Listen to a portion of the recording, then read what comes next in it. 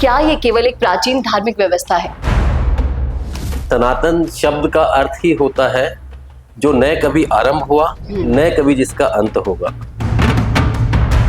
उदाहरण के लिए जब महाभारत में युधिष्ठिर ने नारद मुनि से पूछा कि कह धर्म है सनातन है, तब नारद जी ने कहा वेदो नारायण साक्षात स्वयं भू इति श्रुति। इसका अर्थ है कि धर्म कोई व्यक्ति तय नहीं करता जी। यह तो शाश्वत शास्त्रों से निकला सत्य है। जैसे श्री रामचंद्र जी ने अपने जीवन में जो वचन दिया उसे निभाया जी। भले ही उन्हें वनवास भी झेलना पड़ा।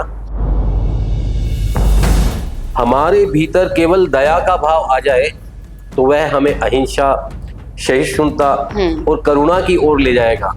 अगर ब्रह्मचर्य आ जाए तो चित्त शुद्ध होगा और भगवत प्राप्ति की दिशा में बढ़ेंगे। जैसे तुलसीदास जी ने कहा कि राम बिनु स्वार्थ सब करी, तजी ब्रह्मचर्य धर्म नहीं। यद्वाम तद्वंती, अगर हमारे मन में करुणा है और आचरण में क्रोध है तो हम छल कर रहे हैं स्वयं के साथ जी।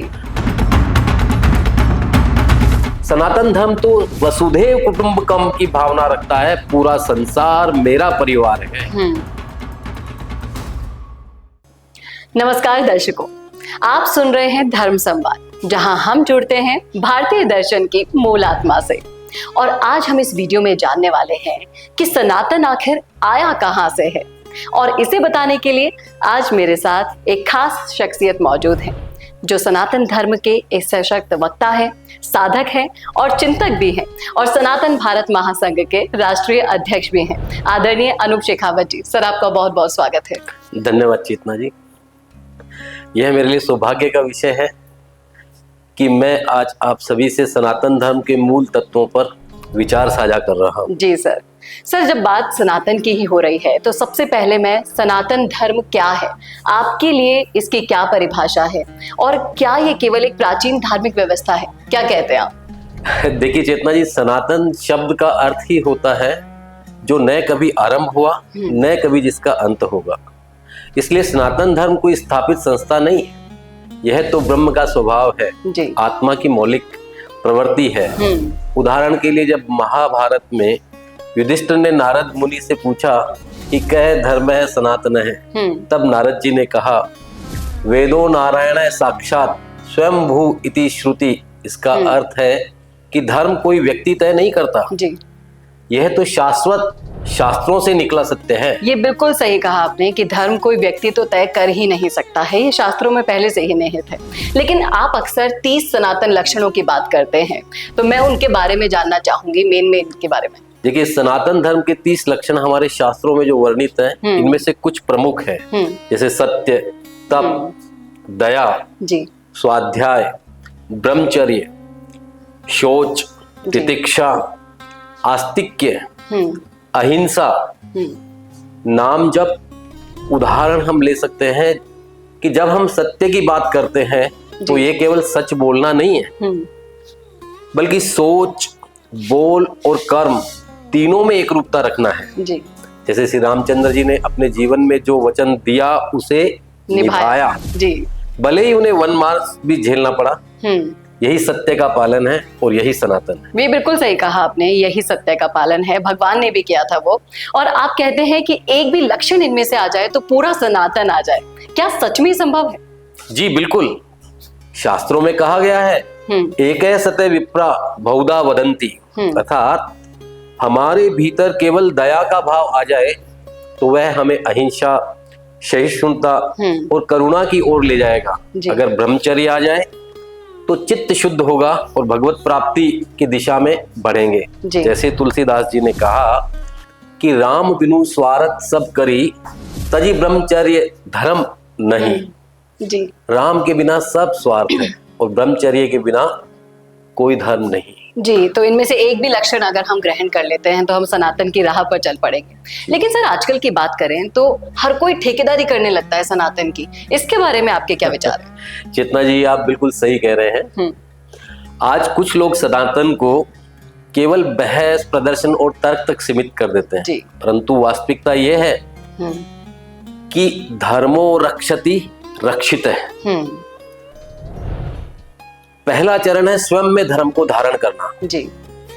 यदि हम सत्य बोलें, संयम रखें, सेवा करें तो हम सच्चे सनातनी हैं। अगर केवल दूसरों को नास्तिक या अधर्मी कहकर हम उन्हें टाल दें और खुद उसी में लिप्त हो तो ये ढोंग है, साधना नहीं। और ऐसे ढोंगियों की संख्या आजकल ज्यादा बढ़ती जा रही है। लेकिन सर, क्या मन, वचन और आचरण में एकरूपता लाना संभव है हमारे लिए? चेतना जी, ये निश्चित रूप से बहुत कठिन है, पर असंभव नहीं। यदि तप यही योग है। मन में जैसा सोचे वचन वैसा ही निकले और कर्म भी उसी अनुरूप हो तो ये सदाचार है जी। महाभारत में विदुर ने कहा, यद्वाम तद्वंती, अगर हमारे मन में करुणा है और आचरण में क्रोध है तो हम छल कर रहे हैं स्वयं के साथ जी। सनातन धर्म हमें यही सिखाता है कि जो भीतर है वही बाहर है। लेकिन ऐसा कर पाना वाकई में सर मुश्किल तो है, बहुत कम लोग ऐसा कर पाते हैं। लेकिन क्या सनातन धर्म में जात पात और संप्रदाय का कोई स्थान रहा? नहीं, सनातन ब्रह्म स्वरूप है, उसे किसी जाति या संप्रदाय में बांधा नहीं जा सकता। अहम ब्रह्मास्मि, मैं ब्रह्म हूं, यह उपनिषद का वाक्य है जो हर आत्मा को ब्रह्म से एकत्व की अनुभूति देता है जी। राम, कृष्ण, बुद्ध, महावीर सबने यही सिखाया कि धर्म आत्मा का विषय है, शरीर या गोत्र का नहीं। ये बिल्कुल सही कह रहे हैं आप, सबने एक जैसा सिखाया है। लेकिन आजकल लोग सनातन धर्म की आड़ में हिंसा भी करते हैं, नफरत करते हैं, द्वेष फैलाते हैं। क्या ये कोई धर्म का स्वरूप हो सकता है? बिल्कुल नहीं। सनातन धर्म सहिष्णुता और समन्वय की बात करता है। वह तो कहता है अहिंसा परमो धर्म है जी। कोई अगर नफरत फैलाता है तो वह अपने मन का विष बाहर निकाल रहा है, वह धर्म नहीं कर रहा जी। सनातन धर्म तो वसुधैव कुटुंबकम की भावना रखता है, पूरा संसार मेरा परिवार है। ये बिल्कुल सही कह रहे हैं आप। आखिर में एक सवाल और पूछना चाहूंगी सर कि एक सच्चा सनातनी कौन होता है और वो हम कैसे बन सकते हैं? देखिए, एक सच्चा सनातनी वही है जो शरणागत की रक्षा करे, जो सत्य और करुणा को जीवन में उतारे, जो दूसरों की सेवा में अपना जीवन समर्पित करे। श्री रामचरितमानस में तुलसीदास जी ने कहा, शरणागत को जे तजे निज आन हित अनाथ, ते नर पावही पाप गति जिन्हीं सपने हूं नाथ। मतलब ये कि अगर कोई शरण में आया है तो उसकी रक्षा करना सनातन धर्म की सर्वोच्चता है। सनातन कोई पहनावा नहीं है, ये जीवन जीने की विद्या है जी।